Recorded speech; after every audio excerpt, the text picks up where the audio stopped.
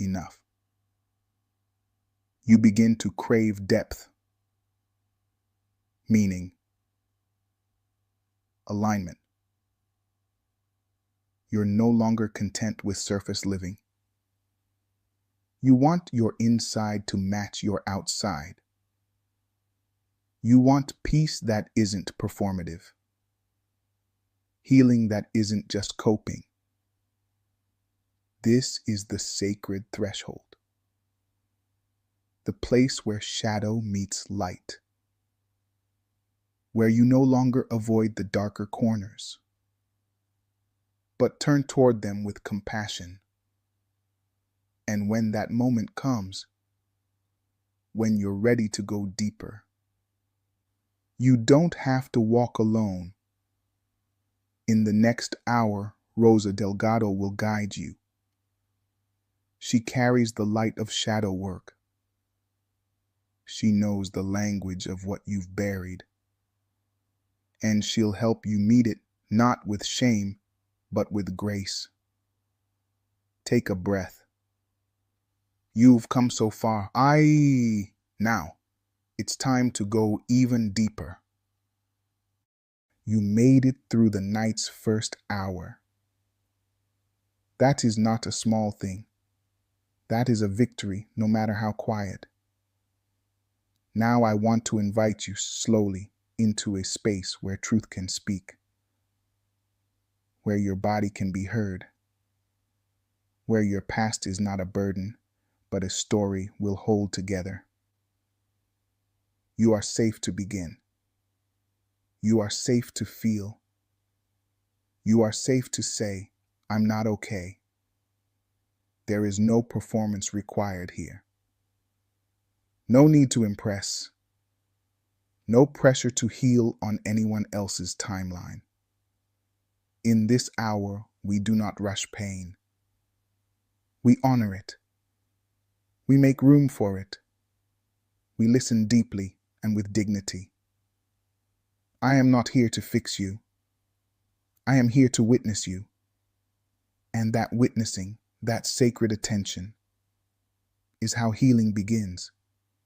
So breathe. Let your guard loosen just enough. Let the tightness speak. Let the silence echo with something honest. You are here, and that is enough for now. Some of us learned to hide our hurt like it was something shameful, as if wounds made us weak, as if showing pain was failure. But I need you to hear this. There is no shame in the wound. There is only evidence that you have survived. The scars we carry, seen and unseen, are stories of endurance, stories of moments that tried to unmake us, but didn't. So if part of you still hides the ache, still flinches at your own softness, still apologizes for needing time, let that part rest now. Tell it gently. You are no longer alone in this. This is the work of our hour. So, to return what was buried, to release what was silenced, to begin the sacred, slow rebuild. There is no shame in what you've carried, and there is no shame in finally laying it down. Your body is wise, even if you learn to doubt it, even if you were taught to silence it. Your body remembers. It remembers what your mind tried to forget. The tension that never got released. The fear that was swallowed. The tears you held back because no one was there to catch them. Sometimes the ache has no words because the memory lives beneath them, in the muscles, in the breath, in the pulse beneath your skin. This is not weakness. This is not failure. This is biology. This is survival. Let's honor that. Let's breathe where the pain lives. Let's bring warmth to the frozen places. Let's befriend the body again. You don't have to understand everything at once. You only need to listen, to offer your body the kindness it never received. That too is healing. Sometimes we find ourselves overreacting and we don't know why. A voice raises and we flinch. A look lingers and we shut down. A tone shifts and suddenly we're no longer in the room. We're back in the moment we never processed. That's not crazy. That's not weakness. That's your nervous system doing what it was trained to do. When we weren't safe, our minds adapted. They learned to spot danger, even in silence, even in stillness, especially in stillness. So now, years later, your body still scans for threat, still reacts before you have words, still tries to protect you, even when you're no longer in harm's way. That is not your fault. That is not brokenness. That is brilliance. But brilliance that no longer serves.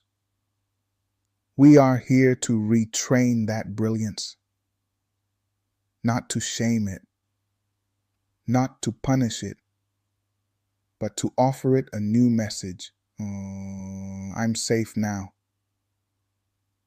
I don't need to run. I can stay. And staying in your body, in this breath, in this moment, is where the healing lives. Somewhere along the way, you learned that strength meant silence, that asking for help was weakness, that if you were hurting, you had to hide it. But I want you to hear something ancient, something sacred, something passed down long before pain became private. You were not meant to carry this alone. Not the grief, not the fear, not the shame. In every culture rooted in community, healing was not a solo act. It happened in circles, in song, in story, in shared tears and collective breath. So, if you've been suffering in silence, I honor that survival. But I also invite you now to unlearn it, to reach, to speak, to let even one other voice echo back to you. I hear you. You matter.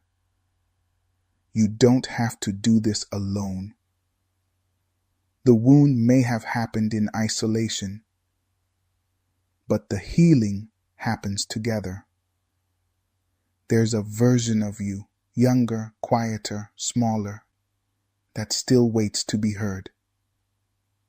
They live in your memories, in your habits, in your reaction to love, to loss, to rejection. They are not frozen in time to haunt you. They are there to be met, to be held, to be reparented with the gentleness they didn't receive. What did you need to hear back then? What did you crave from the people who couldn't give it? What moments left you questioning your worth? Say those words now. To them. To yourself. I see you. I'm sorry they didn't protect you. You didn't deserve that. You matter to me. This is the slow repair, the sacred return, the healing of time not through forgetting, but through finally listening. Grief does not keep a schedule. It does not honor the calendar. It does not move in straight lines. Grief loops. It returns without warning. It softens, then swells. It disappears, only to resurface on the smell of a song, or the silence in a room that used to hold someone. You are not failing because it still hurts. You are not weak because you cried again today. You are not broken because time has passed and the ache has not. This is the truth many don't speak. Grief is love with nowhere to go. And love, true love, doesn't vanish. It transforms. Let it be what it needs to be today. Let the memory rise without shame. Let your heart speak without rushing to silence it. You are not behind. You are grieving. And that is sacred work. We were taught that anger is dangerous, that it should be buried, that it means we're out of control. But sometimes anger is the truth rising. Sometimes anger is the body saying something was not right. Sometimes anger is what protects the parts of us that were silenced. You don't have to fear it. You don't have to suppress it. You only need to sit with it and listen to what it's guarding.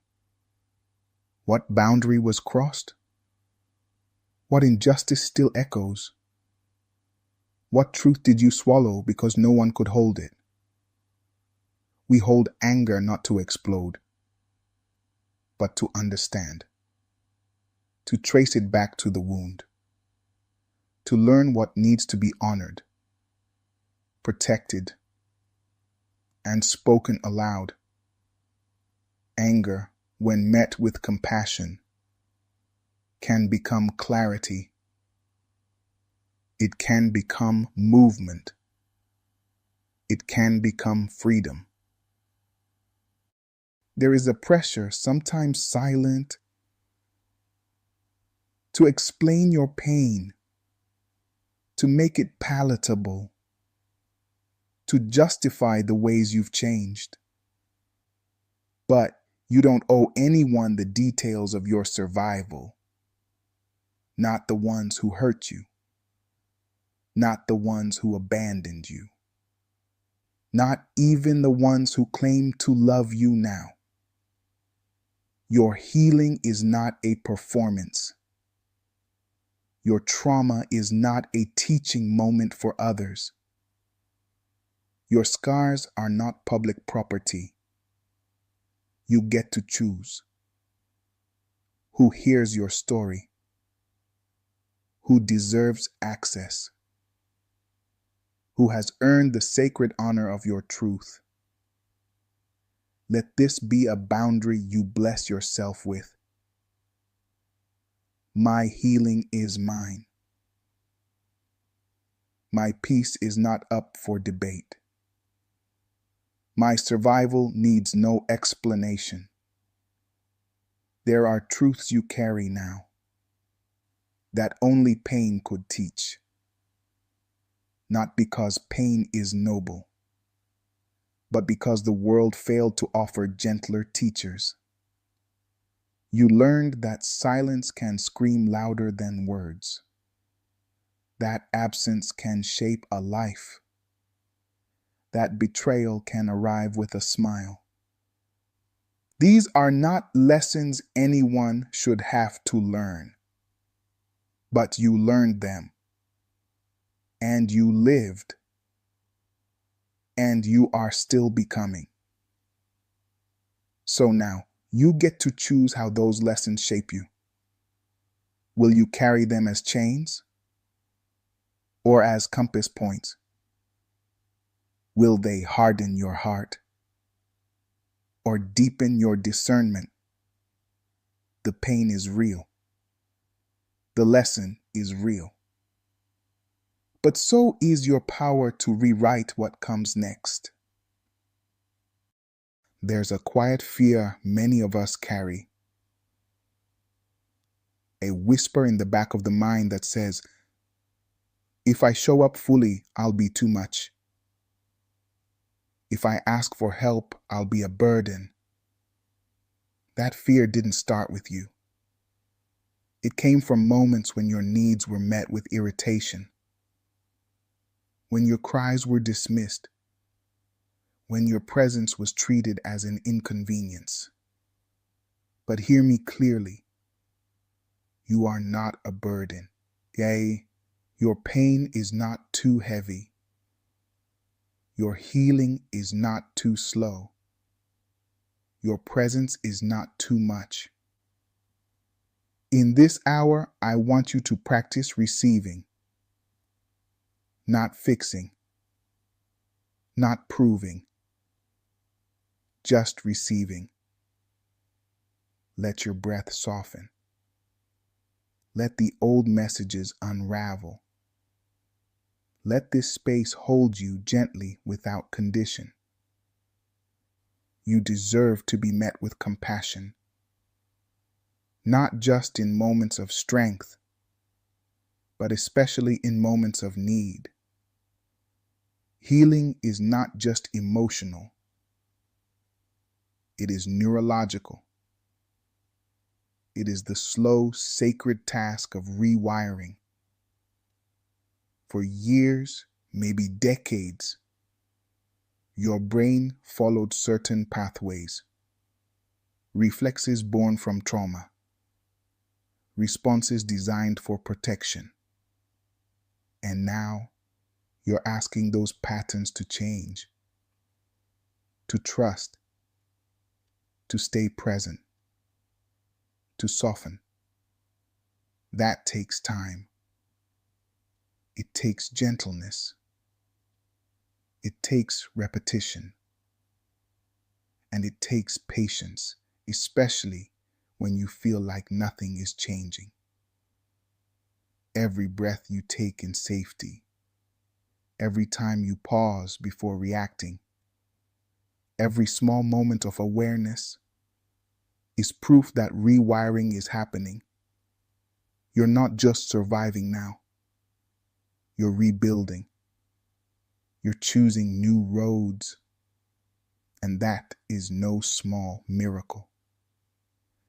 Right now, you might be in between. Not where you used to be, but not quite where you hope to be. This is the tension of becoming. This is the space where healing takes its time. And I want to give you this permission to be exactly where you are. You don't need to rush the process. You don't need to force clarity. You don't need to have it all together. You're allowed to be tired. You're allowed to be unsure. You're allowed to have days where all you do is breathe. There is no finish line in healing, no badge for how quickly you transform. This isn't a competition. It's a coming home. So if today feels messy, If your progress looks quiet or invisible, know this: it still counts. You still count. Where you are is not a problem to fix. It's a place to hold with compassion. Your body remembers pain, but it can also remember peace. It can learn what safety feels like. Let's practice that now. So you gently place one hand over your heart. Feel the warmth, the weight, the reminder that you are here. Now breathe in slowly. 4 counts in. Hold. 4 counts out. Again. With each breath, whisper to yourself, I am safe. I am allowed to slow down. I am welcome in this moment. Notice any tension in your jaw, your shoulders, your chest. Invite it to soften, not forcefully, but with kindness. The body that once braced for harm can learn to receive gentleness, can become a place you return to, not run from. This is what we're doing here. Reclaiming the body, restoring trust, becoming whole, one breath at a time. Sometimes what we needed most was not a solution, not advice, not a fix. We needed to be seen, to be witnessed in our pain, to have someone look at our wounds and not turn away. Healing begins when we stop hiding, when we say out loud, this hurt me, and someone says back, I believe you. If you never had that, if your pain was dismissed, denied, or minimized, let this be the beginning. I see you. I believe you. What you went through matters, and it was not your fault. There is no shame in your story. There is only the truth of survival and the quiet courage it takes to speak again. You are not just one thing. You are joy and sorrow, hope and doubt, strength and softness. The world may try to reduce you, to fit you into categories, but your healing asks for something deeper, to honor every part of you, to hold space for your contradictions, to know that being human is not a performance of perfection, but a dance of complexity. You can be healing and still hurting. You can love someone and still need distance. You can forgive and still set boundaries. Let this be your permission. You are allowed to be many things at once. You are allowed to change your mind. You are allowed to not have all the answers. What matters is that you stay honest, that you stay curious, that you keep showing up exactly as you are. Somewhere deep inside you, there is a younger version of you still waiting, waiting to be heard, waiting to be held. waiting for someone to say, "You didn't deserve that." The child who was blamed for adult pain. The child who had to grow up too fast. The child who was told their needs were too much. That child still lives in you.